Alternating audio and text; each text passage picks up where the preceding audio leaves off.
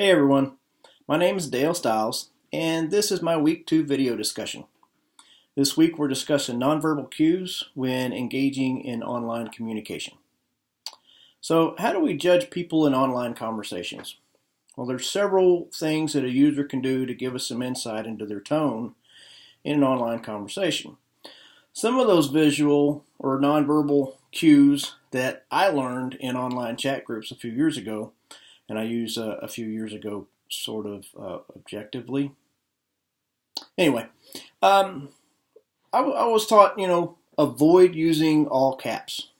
And of course, the special language of using text combinations to create an early version of emojis that we called emoticons. And short abbreviations like BRB, which meant be right back, and LOL for laughing out loud. And sometimes we would close chats with AMBW or TTFN, which meant all my best wishes or ta-ta for now. This is how we let people know what was going on our end of the screen since we couldn't be seen. We didn't want them sitting there, like I jumped up, I go to the bathroom, and I don't want them sitting there going, dude, where'd you go? Dude, where'd you go? Dude, where'd you go? Hello, hello, hello, hello, and then they start ringing the bell. You know what I'm saying? So you don't let them know. Instead of typing out, hey, I'm going to the bathroom, I'll be back in a few minutes, you just put BRB. Done. So now we have these new emojis, and of course we can take our phone with us. We're not, trapped to just, the keyboard and the computer. And these new emojis that are available on almost every platform there is, from Facebook to iPhone to Android to used to be Windows Phone, and these are a lot of fun, and they remind me how I used to draw. I used to pick up a pen, I draw little faces, on my schoolwork.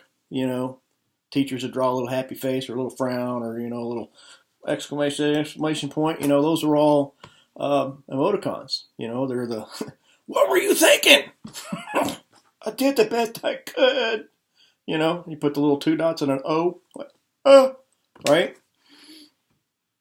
So, but these create little emoticons, abbreviations, and emojis are little visual images or mental images, depending on what they are, that convey just a little speck of emotion or short messages that helps us, see what's going on with the person on the other side.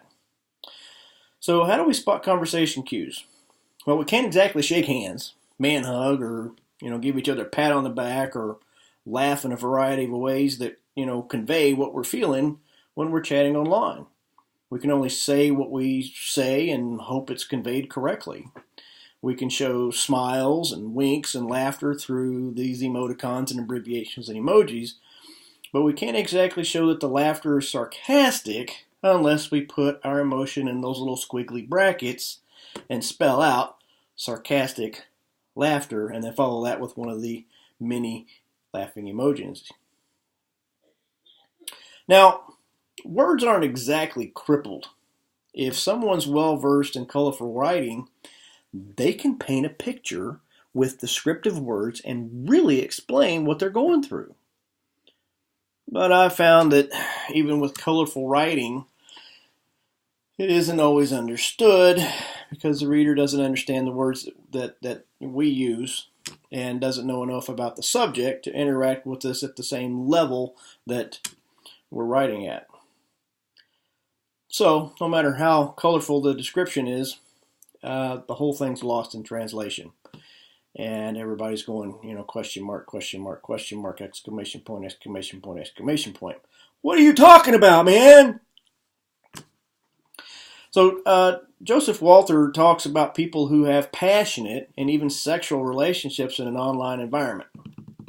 But the interviewer, M. Griffin, points out that procreation isn't exactly possible. Of course, we do have artificial insemination, so maybe it's possible. But I think we still have to agree that physical touch is not possible. Not yet. And I think that's kind of creepy. So I hope we don't get there, and if so, I hope I don't own that technology. Anyway, so my personal experience is that, I was in the Navy for 22 years, and CMC enabled me to enhance my face-to-face relationships. Of course, it all started with, written letters. But as we transitioned to internet at sea, we started sending emails back and forth. And if we had good connection, satellite, storm, well, sometimes we didn't talk for a few days. But if we had good connection and it was the right time of day, we could actually get a conversation going and end up having, like instant messaging. But it was through email. Now, in this regard, I still look at CMC as being a way of staying in touch.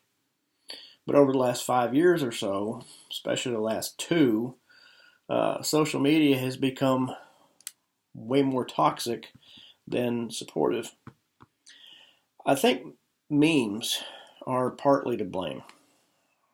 A lot of it has to do with attitude too, but these memes just explode. They go everywhere. Everybody, somebody creates a thing and then it just, and everybody shares it. I'm scrolling through trying to, give somebody praise for, oh, your kids look great, or, whatever, and oh, your hair is amazing, and great job on the degree, and whatever. But I'm meme, and I'm like, I've seen this one. Like last year, you're spreading it like it's brand new. So I have a few thousand Facebook friends, and they're mostly made up of all my friends at school, school teachers, people I grew up with, my shipmates through the years, and people I've met in various ministries. It's a crazy number of people, and I just can't really stay in touch with that many people. But the worst thing about having that many online connections is that I open social media, Facebook, Twitter, Instagram, whatever, and I see a massive stream of memes highlighting all that is wrong with this world. And I can assure you that, the UK, Australia, Germany, other places around the globe, they're having the same problems that we're having. And I can say that for sure because I've made a friend or two in my travels, and I see firsthand what's going on in many of these other places. We aren't sharing us. I don't log in and see, my friend's personal experience. I don't see that, hey, you had chicken and broccoli tonight. Me too. That's great. Hey, how was it? Whatever. We're literally trying to prove who's better or who's worse in a multitude of political, moral, emotional arguments. No one's winning. And the more we engage in these online arguments, the more we retreat to a place of comfort, a place that is safer, a place that's free of the noise. In short, a place other than social media. How many times have we thought, I just want to delete my account and just forget these people? But I love these people and I want to talk to them. But I don't want to see the garbage that you're posting. Man, I long for the online interactions I used to have with people. We tried to get along. We tried to be cordial and open-minded, and even if we disagreed, it was okay.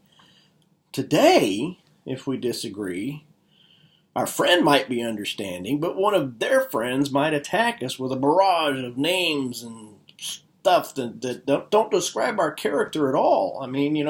Suddenly I'm an ist and a ist and a ist and a ist, and I'm like, no, I'm not. And I want to defend myself, but after trying that several times, I realized that it doesn't do any good. So now I have a tendency to just ignore it, and if they persist, I hate to do it, but I just block them, that way I can continue to have my conversation with my friend. At my age, I want justice. I do. But I really value love and compassion and friendship and, bonding with people that I enjoy being around. And if people are going to be toxic, I don't have time for that. I just don't. I've got other stuff to do. I can waste time a lot of different ways. I don't need your toxic stuff crossing my screen. I just log off, go read a book. I'm looking forward to your feedback. Thanks for watching. I'll see you in the comments.